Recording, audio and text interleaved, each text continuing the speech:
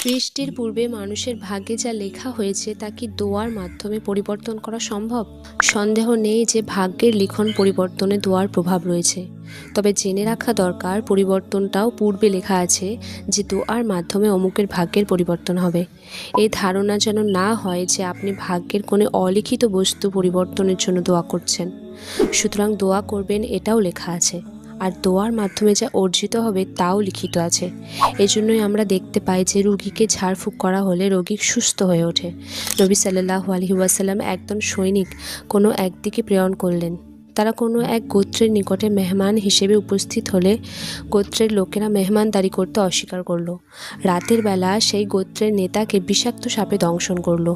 তাকে ঝাড়ার জন্য কবিরাজ অনুসন্ধান করা হলো, কিন্তু কোনো কবিরাজ পাওয়া গেল না। অবশেষে লোকেরা সাহাবীগণের নিকট এসে কবিরাজ অন্বেষণ করলো। একজন সাহাবী বললেন, আমি ঝাড়ফুঁক করতে রাজি আছি, তবে আমাকে বিনিময় দিতে হবে। তারা 100টি ছাগল দিতে রাজি হলে উক্ত সাহাবী রোগীকে সূরা আল ফাতিহা পড়ে ঝাড়ফুঁক করলেন। ফলে রোগী এমনভাবে সুস্থ হয়ে উঠল, মনে হলো যেন রশির বাঁধন হতে মুক্ত করা হলো। উক্ত হাদিস থেকে দেখা যাচ্ছে যে রোগ মুক্তির জন্য ঝাড়ফুঁক যথেষ্ট কার্যকর।